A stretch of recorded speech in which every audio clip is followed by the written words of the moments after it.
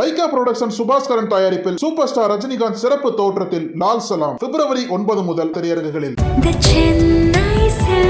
நினைவில் நிற்கும் திருமணப்பட்டு விவாகா தி சென்னை சில்க்ஸ். நக்கீரன் நேயர்களுக்கு வணக்கம். இன்று நம்முடன் கருத்துக்களை பகிர்ந்து இணைந்திருக்கிறார் முன்னாள் சட்டமன்ற உறுப்பினர், திமுக தேர்தல் பணிக்குழு செயலாளர் திரு கடலூர் இல புகழேந்தி அவர்கள். வணக்கம் சார். அனைவருக்கும் வணக்கம். தமிழகத்துக்கு வெள்ள நிவாரண நிதி வழங்கவில்லை என மத்திய அரசை குற்றம் சாட்டி டிஆர் பாலு அவர்கள் நாடாளுமன்றத்தில் பேசினார். அப்போது பாஜக எம்பிக்களும் திருப்பி பேசினாங்க. திமுக பாஜக இடையே இது மிகவும் காரசாரமாக போய் கொண்டிருந்தது. அப்போது எல்முருகனும் பேசினார். அப்போது டிஆர் பாலு அன்ஃபிட் உட்காரு அப்படின்னு சொல்லியிருக்கிறாரு அப்படின்னு சொல்லி எல்முருகன் குற்றம் சுமத்தியிருக்கிறார். ஒடுக்கப்பட்ட சமூகத்திலேருந்து வந்தவங்களை திமுக எப்படி பார்க்குது அப்படிங்கிறதுக்கு இதே தான் உதாரணம். திமுக எப்போவுமே இப்படி தான் அப்படின்னு எல்முருகன் குற்றம் சுமத்தியிருக்கிறார். என்ன நடந்தது நாடாளுமன்றத்தில், நீங்கள் இதை எப்படி பார்க்குறீங்க? எப்படி பார்க்குறோம்னா, முதல்ல வெள்ளப்பாடு மிக கடுமையாக சென்னையும் சென்னையை சுற்றிய பகுதிகளிலும் 47 வருடங்களுக்கு பிறகு இவ்வளவு பெரிய மழை பெஞ்சதுன்னு ஆய்வாளர்கள் அறிக்கைகள் மூலமா தெரிவிச்சாங்க. தொடர்ந்து தென் பகுதிகளில், தூத்துக்குடி அந்த பகுதிகளில் 100 ஆண்டுகளுக்கு பிறகு இவ்வளவு பெரிய மழை பெஞ்சிருக்குன்னாங்க. நாம நல்லா புரிஞ்சுக்கணும், சாதாரணமான ஒரு மழைக்கால நிவாரணம் என்பதும் பேரிடர் நிவாரணம் என்பதனுடைய நம்ம முதலமைச்சர் என்ன பண்ணார் தெரியுமா? இன்னைக்கு நாடாளுமன்றத்துல வந்ததனுடைய அந்த அடிப்படையான பேஸ் வாதங்களை உங்களுக்கு எப்படி கிளம்புச்சுன்னு சொல்றேன்.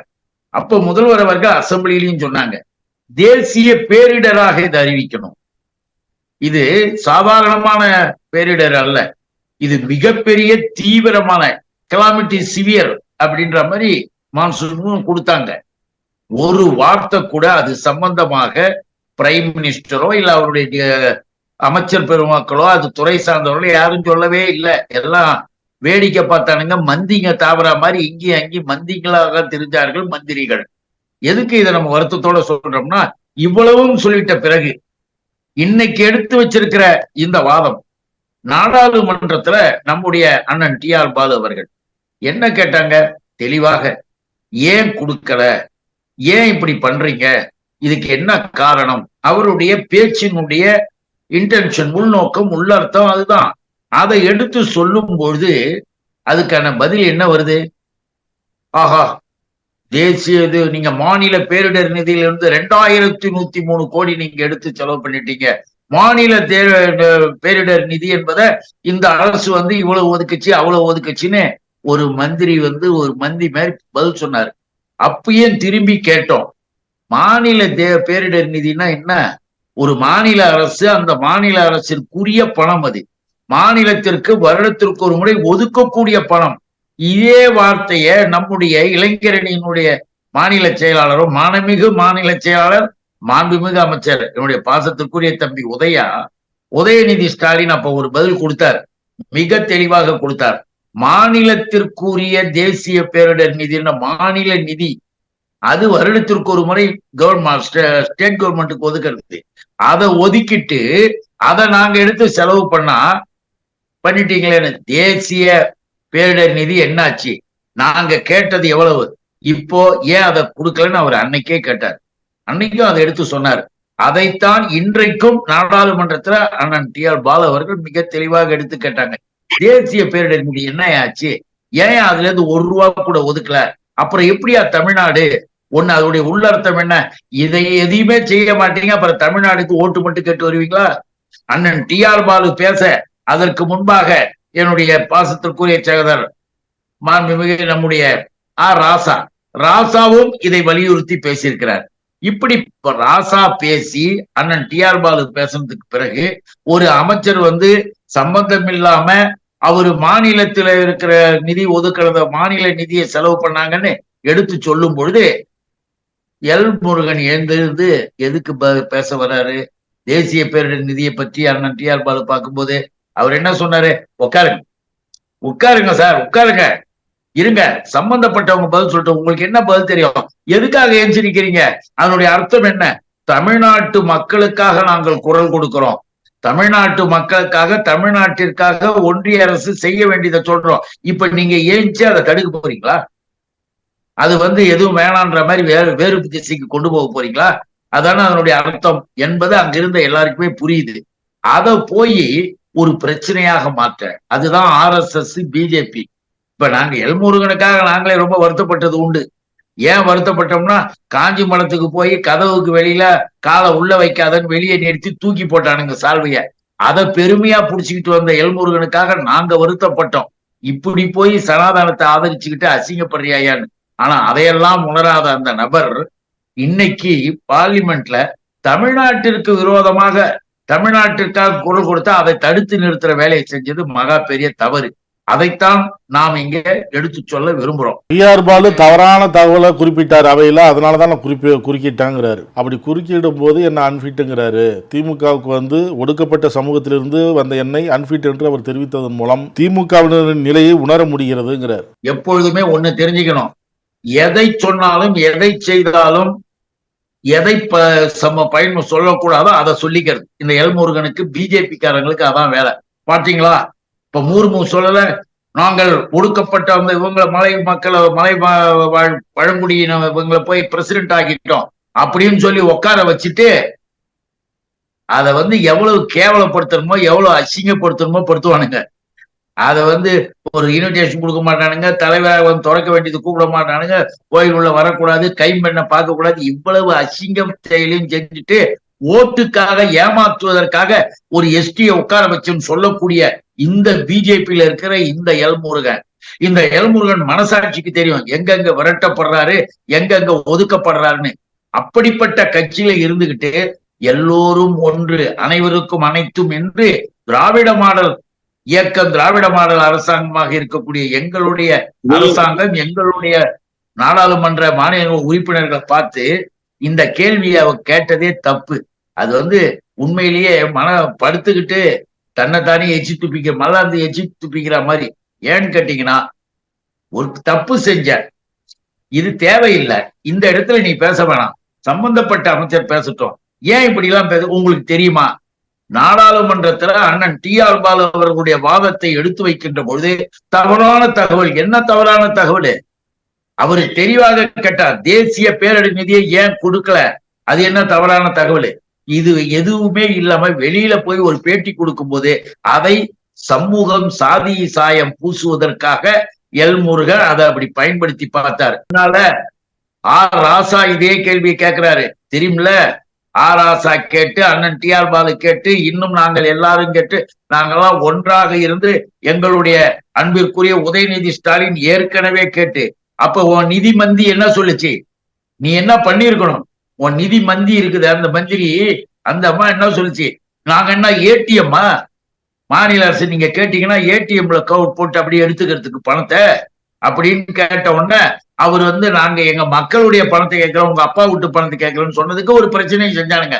மரியாதைக்குரிய அப்படின்னு அப்புறமேல் மரியாதைக்குரியதாக சொல்லி அழகாக அவருடைய பாணியில கேட்டார்.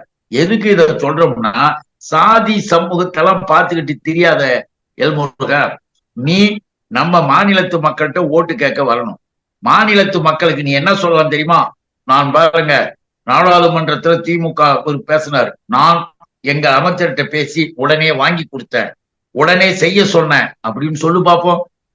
15 எய்ம்ஸ் மருத்துவமனையை இந்தியா முழுக்க கட்டிட்டேன்னு கிழிச்சு பெருமைப்படுறாங்க, நீ உட்கார்ந்து கை தட்டிய, வெக்கமா இல்ல? இப்படி கேட்கும்போது உடனே என்னுடைய சமூகம்னு அதெல்லாம் சொல்லாத. நீ உன்னுடைய நிலை, உன்னுடைய செயல், அதை புரிஞ்சுக்கிட்டு நடக்கிற வழி. ஒரு சாதாரணமாக ஒரு திறமையை பயன்படுத்தணும். 15 எய்ம்ஸ் மருத்துவமனையை போட்டு 2015 பார்லிமெண்ட்ல பட்ஜெட்ல சொல்லி 19ஆம் ஆண்டு நரேந்திர மோடி அடிக்கல் நாட்டி இன்னும் சுற்றுச்சுவரை போட்டுட்டு காம்பவுண்ட் வால போட்டு வேலையை முடிய ஆரம்பிக்காம நிதி ஒதுக்காம இருக்கிறத நீ என்ன பண்ணணும் எல்முருகன்? உடனடியாக தமிழ்நாட்டுல மதுரையில எய்ம்ஸ் மருத்துவமனையை செய்வதற்கு நான் தாங்க எல்லாம் வாங்கி கொடுத்தேன், உடனே கட்டுமான பணி ஆரம்பிச்சாச்சு, இந்த வருடம் முடிச்சிருவோம் சொல்லு பார்ப்போம். எதையுமே சொல்றதுக்கு உனக்கு தெரியல. அதை விட்டுட்டு எங்க அண்ணன் மேல, எங்க இயக்கத்து மேல நீ இந்த பழியெல்லாம் போடுறவெல்லாம் வச்சுக்காத. நீ ஒண்ணு தெரிஞ்சுக்க, வருமான வரி செலுக அதுக்கு இதுன்னு சொல்லி நடுத்தர குடும்பத்துல இருந்தவங்க எல்லாம் என்ன எதிர்பார்த்தாங்க? வருமான வரி அந்த உச்சவரம்பு வித்தியாசம் வரப்போகுதுன்னு இவனுங்க தான் சொன்னானுங்க. பிஜேபி காரர்கள் தான், இந்த எல்போடு முருகனை சேர்ந்தவங்க தான் எதுக்கு எல்போடு முருகன் நான் சொல்றேன்னா, ஒண்ணுமே புரியாம பேசுறது. அண்ணன் சொன்னதுல அது இல்லை இது இல்லைன்னு சொல்றதுக்கான ஒரு தகுதியோ கூட உனக்கு கிடையாது. ஏன்னா நீ எதையும் படிக்கிறதும் இல்ல, கேட்கறதும் இல்ல, சும்மா பெருமைக்கு ஏஞ்சி நிக்கிற, அவ்வளவுதான். உச்சவரம்பு கூட செய்யலன்றது மட்டும் இல்லைங்க, அதை விட கொடுமை கார்பரேட்டுகளுக்கு இந்த இதுல எல்முருகா போய் கேளு. கார்பரேட் கம்பெனிகளுக்கு 30% 22% வரி சலுகை குறைச்சிருக்க வரிய தெரியுதா? யார் பலன் பெறாங்கன்னு தெரியுதா? நம்ம மக்களா, ஏழை எளிய மக்களா, பிசி எம்பிசி அதே போல எஸ்சி எஸ்டி பட்டியலின மக்கள், மலைவாழ் மக்களை எல்லாம் சுட்டு தள்ளி கொண்டிருக்கிற காட்டுமிராண்டித்தனமாக அரசாங்கம் நடத்துறத பக்கத்துல உட்கார்ந்து ரசிச்சுக்கிட்டு எங்க மேல சொல்வது தப்பு. அதனால நான் எல்முருகனை வன்மையாக கண்டிக்கிறேன். இனிமேலாவது தெரிஞ்சா பேசி, தெரியலைன்னா பேசாம இரு என்று நான் சொல்லிக்கொள்ள விரும்புறேன். டெல்லியில் ஆம் ஆத்மி கட்சி நிர்வாகிகள் வீடு மற்றும் முதல்வர் கெஜ்ரிவால் அவருடன் தொடர்பில் இருக்கிறவங்க வீட்டுகளெல்லாம் அமலாக்கத்துறையினர் சோதனை இடுறாங்க. ஏற்கனவே ஒரு 2 குற்றச்சாட்டு சொன்னார். அதாவது கடந்த சில வாரங்களுக்கு முன்பு என்னுடைய எம்எல்ஏக்களுக்கு 25 கோடி ரூபா தரேன் அப்படின்னு சொல்லி பாஜக வந்திருக்குன்னு சொல்லி பேரமெல்லாம் பேசினாங்க அப்படின்னு சொன்னார். அதுக்கப்புறம் என்னையே பாஜகவில் சேர சொல்லி கூப்பிட்டாங்க அப்படிங்கிற குற்றச்சாட்டை சொன்னார். இப்போ அமலாக்கத்துறை சோதனை நடக்குது. அதில் பொதுப்பணித்துறை அமைச்சராக இருக்கக்கூடிய அதிஷி அவங்க என்ன சொல்கிறாங்கன்னா, இந்த அமலாக்கத்துறை சோதனை, இந்த மத்திய அரசுடைய இந்த மிரட்டலுக்கெல்லாம் நாங்கள் பயப்பட மாட்டோம் அப்படின்னு சொல்கிறாங்க. பிஜேபி என்பது கடந்த ஓராண்டு காலமாக தங்களிடம் இருக்கக்கூடிய இந்த துறைகளை வைத்துக் கொண்டு, அமலாக்கத்துறை, அந்த துறை, இந்த துறை, இதெல்லாம் வச்சுக்கிட்டு ஒழுங்காக சட்டப்படியாக நாட்டிலே நல்லது நடக்க வேண்டும் என்பதற்காக, அநியாயம் நடக்கக்கூடாது என்பதற்காக செயல்பட்டு கொண்டிருந்த அந்த துறைகளை காவி வண்ணம் பூசி, எல்லாம் காவி RSS மைண்ட் பீப்புள்ஸ் எல்லாம் உள்ள போடுறது, எல்லாத்தையும் போட்டு பிஜேபி என்பது மிகப்பெரிய ஊழல் கேந்திரமாக இருக்கு, ஊழலின் உச்சமாக இருக்குன்னு எல்லாருக்குமே தெரியும். அப்படிப்பட்ட பிஜேபியை சேர்ந்தவர்கள் யாரும் ஒண்ணுமே எதுவும் கிடையாதாம். ஆனா எதிர்கட்சியாக இருக்கின்றவர்களை உடனே போய் அவங்க வீட்டுக்கு போறது, இப்ப நம்ம இதெல்லாம் இதெல்லாம் பார்த்தாங்கல்ல, உடனே அங்கங்க போறது, அமலாக்க பிரிவு போறது, அமலாக்க போறதுன்னு இப்படி நடவடிக்கை எடுத்து மக்கள் முன்னால போய் இத சொல்றதுக்கு பிரச்சாரம் பண்ண போறானுங்களாம். அதைத்தான் இங்க நம்முடைய திராவிட திருநாடாக இருக்கிற நம்முடைய தாய் தமிழகத்துல அவனுங்க ஆரம்பத்துல எல்லாம் பண்ணிட்டு முடிச்சுட்டானுங்க. இங்க ஒண்ணும் வேலைக்காவது, மக்கள் எதை செஞ்சாலும் விரட்டிடுவாங்கன்னு. இப்ப ஆம் ஆத்மி மேல இவனுங்களுக்கு கெஜ்ரிவாலுக்கு தொல்லை கொடுக்குறான். ஏன்னா தலைநகரில் இருக்கிற கெஜ்ரிவாலும் இறுதியாக இந்திய துணைக்கண்டத்தின் கடைநிலையிலே இருக்கின்ற தாய் தமிழகத்தினுடைய முதல்வர், எங்களுடைய தலைவர் அண்ணன் தளபதி அவர்களும், நல்லா பாருங்க, இரண்டுமே எல்லா பகுதிகளிலுமே நம்முடைய இவங்களை எதிர்கட்சிக்காரங்களை போய் மிரட்டுறது. அவரு சொல்லிட்டார், நீ எது வேணா செய், எப்படி வேணா செய், நாங்க அதுக்கெல்லாம் அஞ்ச போவதில்லை, கஷ்டப்பட போறதில்லை. இன்னும் கூட ஒண்ணு சொல்றோம், இந்தியா முழுமைக்கும் எதிர்கட்சிகள் ஆளுகின்ற மாநிலங்களில் எங்கெல்லாம் எம்எல்ஏக்களை விலைக்கு வாங்க முடியுமோ, ஒரு எம்எல்ஏவுக்கு 25 கோடி பச்சையா சொல்றாரு. மறுத்தாரா? இப்ப பிஜேபியில பெருசா குதிக்கிறாங்களே அந்த நபர்கள்லாம் எங்க போய் மறுத்தாங்களா? எதுவுமே செய்யல. தெளிவா சொன்னார், 25 கோடி ஒரு எம்எல்ஏவுக்கு சொல்லி ஆட்சியை மாத்தணும், ஆட்சியை கவுக்கணும். இன்னொன்னு சொல்லிட்டாங்க, ஆம் ஆத்மியவே அப்படியே கலைச்சு ஒன்னா கொண்டு எங்க பிஜேபியில சேர்த்துரு, உனக்கு நாங்க இதை தரோம் அதை தரோம்லாம் ஆசை கட்டினாங்க. இந்த கதையெல்லாம் எங்க கிட்ட வேணாம், நாங்க எந்த காலத்திலும் அடிபணிய மாட்டோம்னு வீரமாக அங்க முழக்கமிட்டு இருக்கிறார் கெஜ்ரிவால். ஆக நல்லா எல்லாருக்கும் தெரியுது பிஜேபியினுடைய இந்த பித்தலாட்டத்தனமான வேலை. அவங்களும் சட்டப்படி பாத்துக்கிறோன்ட்டாங்க, அவ்வளவுதான்.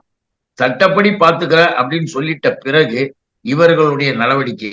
இப்ப யூபி இருக்கு, யோகி ஆதித்யா இருக்குது, மிகப்பெரிய ஊழல், பளிச்சுன்னு பச்சையா எல்லாருக்குமே தெரியும். ஆக்சிஜன் சிலிண்டர் வாங்கியதாக சொல்லி கணக்கு எழுதிட்டு ஆக்சிஜன் சிலிண்டரே வாங்காமல் இருந்ததால் 120ற்கு மேற்பட்ட குழந்தைகளை சாகடித்தது பிஜேபி அரசு. இன்னைக்கும் பாருங்க, ராமன் கோயில் சொல்லிட்டு உலகம் முழுவதும் கலெக்ஷன் 3700 கோடி மேல கலெக்ஷன் ஆயிட்டு வெறும் 900 கோடியில ஏதோ கட்டிட்டு ஒரு கணக்கு காட்டி இப்படி பித்தலாட்டம் செய்து கொண்டிருக்கிற. இன்னும் கூட நம்ம கேட்டோம், ஏன் ஆம் ஆத்மி கெஜ்ரிவால் கூட கேட்டார மிக தெளிவா, PM கேர் ஃபண்டு என்ன? ஏற்கனவே நிவாரண நிதி இருக்கு. அந்த நிவாரண நிதியை கூட மழை வெள்ளத்தில் பாதிக்கப்பட்ட தமிழ்நாட்டு மக்களுக்கு தர்றதுக்கு ஒத்துக்க மாட்டானுங்க, கொடுக்க மாட்டானுங்க. ஆனா தமிழ்நாட்டு மக்கள்கிட்ட ஓட்டு மட்டும் கேட்டு வருவாங்க பிஜேபி. அவங்களுக்கு இருக்குது, மக்கள் சரியான பாடம் தருவாங்க. நாம எதுக்கு சொல்றோம்னா, அந்த நிவாரணங்கள் அது இருக்குது, எல்லாம் ஏற்கனவே பிரதமருடைய பெயர்ல இருக்கு. ஆனால் தேசிய நிவாரண நிதினு இருக்கு, பிரதமர் பேர்ல தனியா இவரு பிரைம் மினிஸ்டர் கேர். அது என்ன PM கேர்? யார் கொடுத்தாங்கன்னு சொல்ல மாட்டாங்க, எவ்வளவு கொடுத்தாங்கன்னு சொல்ல மாட்டாங்க. எதை நீங்க கேள்வி கேட்டாலும் சட்டப்படி அதுல இருந்து பதில் வராது. அதை ஆபரேட் பண்ணுவது PM மிஸ்டர் நரேந்திர மோடி. எவ்வளவு வேணா எடுக்கலாம், எவ்வளவு வேணா போலாம். இப்படி ஒரு இதை ஒரு அரசாங்கமே அரசாங்கத்து பேர்ல செய்யறதா? இதை விட இழிவு, இதை விட கேவலம், இதை விட அசிங்கம் என்ன இருக்கு நம்ம நாட்டுக்கு? ஆக இப்படிப்பட்டதைத்தான் கெஜ்ரிவாலும் ஆம் ஆத்மி சார்பா கேட்டாரு. ஒரு பதிலும் சொல்லல. ஆனால் நெருக்கடியை கொடுக்கிறானுங்க. இவர்களுக்கு வேலையே இதுதான். எவ்வளவு நெருக்கடி கொடுத்தாலும், எவ்வளவு இவர்கள் இழிவுபடுத்தினாலும் கூட பொதுமக்கள் இன்றைக்கு மிக தெளிவாக இருக்கிறார்கள். அதுதான் நான் சொல்றது. இவன் கொண்டு போய் டக்குன்னு மதத்துல விடுவான். விழிப்புற்ற இந்துக்கள் அப்படின்னு ஒரு பிரிவு வந்துடுச்சு.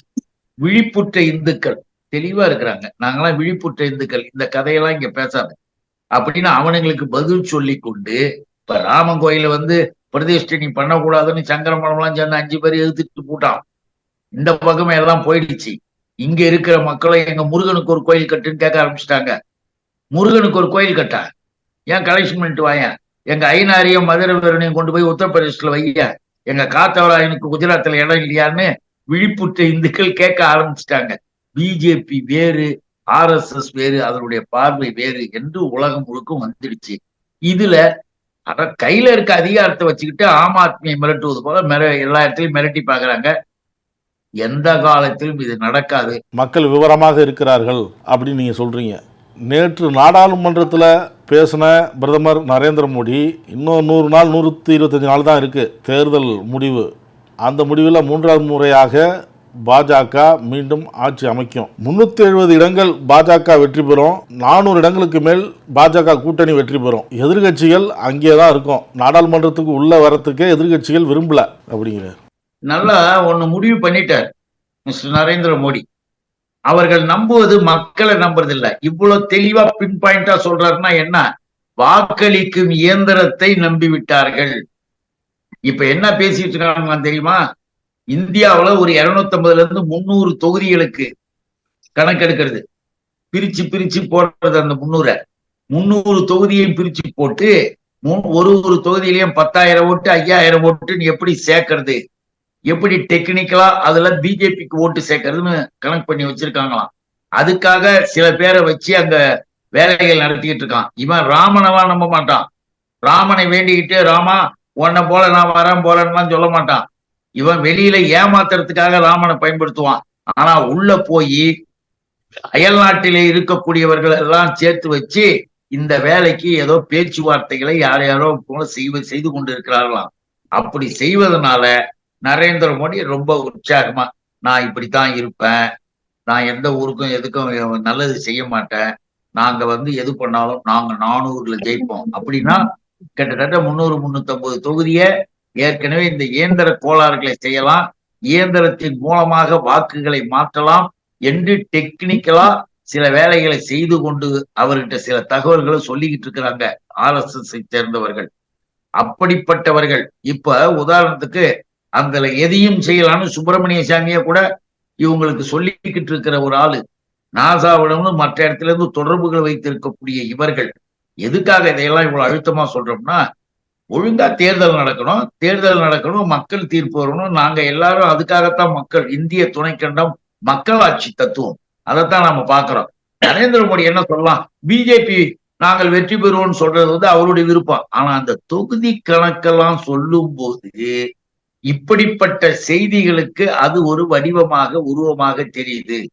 ஒரு நவரச நாயகன் போல நவரச நடிகனாக மோடி எப்ப எப்படி மாத்துறது, எப்படி ஆக்ட் பண்றதுன்றதெல்லாம் தெரிஞ்சுக்கிட்டு தெளிவா அதே பார்லிமெண்ட்ல அங்கேயே இருந்து நேர் எதிரிலேயே கேட்டார்.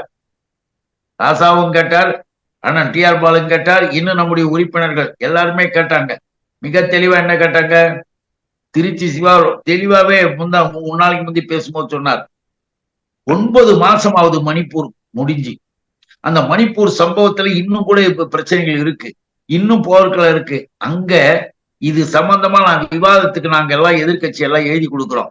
விவாதத்துக்கு கூட வராத பிரைம் மினிஸ்டர் அதை ஏன் எடுத்துக்கல, ஏன் அதை பற்றி கருத்து சொல்லலன்னு பார்லிமெண்ட்ல பேசுறாங்க. இப்படி இந்தியாவே உலகமே திரும்பி பார்க்கக்கூடிய அளவிற்கு ஒரு கலவரங்கள் நடந்து உயிர் பலிகள் நடக்குது.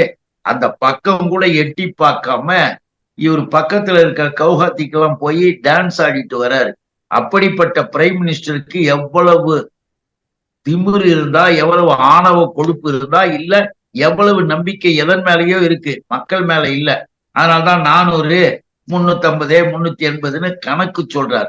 இந்த கணக்கு சொல்வதில் இருந்து இவருடைய மோசடித்தனத்திற்கான இவர்கள் செய்துகிட்டு இருக்கிற வேலை தெரியுது. ஆனால் நடக்காது. உன்னை விட அறிவியலும் அறிவும் உடைய பல பேர் உண்மையானவர்கள் பணியாற்றிக்கிட்டு இருக்கிறாங்க, ஞாபகம் வச்சுக்கணும். இத பிஜேபிக்கு நம்ம சொல்ல வேண்டியது நம்முடைய கடமை. நரேந்திர மோடி நாளைக்கு இன்னும் கூட எப்படி வேணாலும் பேசுவார், அது அவருடைய விருப்பம். கருத்துக்களை பகிர்ந்து கொண்டதற்கு நன்றி சார். அனைவருக்கும் நன்றி. நக்கீரன் டிவிக்கு சப்ஸ்கிரைப் செய்யுங்கள். உங்கள் ஆதரவே எங்கள் பலம். ஆசிரியர்களுக்கு நண்பனாகவும் மாணவர்களுக்கு ஆசானாகவும் திகழும் தேர்வு வழிகாட்டி. ஒவ்வொரு பாடத்திற்கும் அனுபவமிக்க ஆசிரியர்களின் துல்லியமான தெளிவான விடைகள். CNC இருக்கு, தேர்வு பயம் எதற்கு? இது தீரன் பப்ளிஷிங் ஹவுஸ் விற்பனை வெளியீடு.